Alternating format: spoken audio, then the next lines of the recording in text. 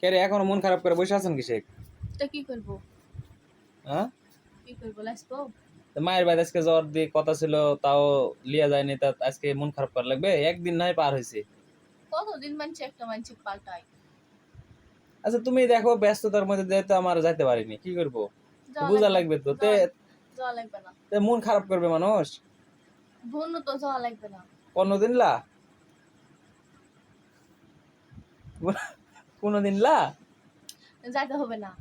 যেতে হবে না? না, বলো যে কোনোদিন যাবো না, এই কথা বলো। তুমি আজকে না ও সেনকে সেনকে না ওদিনকে তুমি কবে লিয়া যাবেন?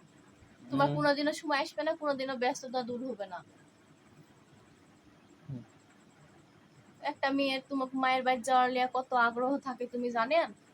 একটু আশা দিলে কতটা নিজের ইচ্ছা হয় যাওয়ার জন্য, তুমি সেটা বুঝবে না, তোমার বুঝে লাভও নাই।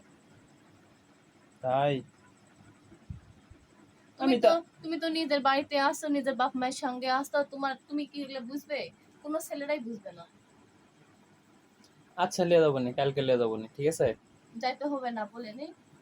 তা মন খারাপ করো না, তারপরেও তো কি করবো? ডান্স করো, আমরা ডান্স দেখি। মানে নিজের বাড়িতে আসো তো, তাই জন্য নিজের মন খারাপও হয় না। কাকু না দেখা বাপ মায়ের সবসময় দেখতে পাও, আমরা তো দেখতে পাই না। সেটা ঠিক বলেছ। ওই আচ্ছা, কতদিন পরে যায় একদিন দেখে তাও চলে আসতে হবে। আর কয়দিন তোমরা কয়দিন থাকবা, কয়দিন তোমরা থাকবা? ছেলেরা থাকবে। সবসময় বাপ মায়ের সাথে থাকো, নিজের কয়দিন সংসারে থাকবে তুমি তাই থাকো। বলো, কয়দিন থাকবে? বললে অমনি হবে নি। আচ্ছা আচ্ছা বলো, আজকে না স্ট্যাম্পে লেখাপড়া করে নিয়ে যাবো, কয়দিন থাকবে বলো? 8 দিন। কয়দিন? 8 দিন। শুনতে পাইনি। এই দেখো দেখছেন, এটাই তোমাদের রুটিন।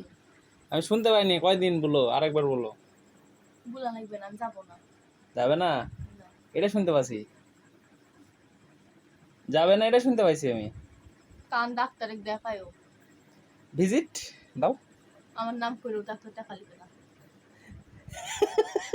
ওরে এমবিবিএস ডাক্তার! আমার নাম করলে ডাক্তার দেখা লিবে যে না। না, ডাক্তার কি বলবো? সামনে আমাকে পাঠাইছে। বাড়ি কোথায়?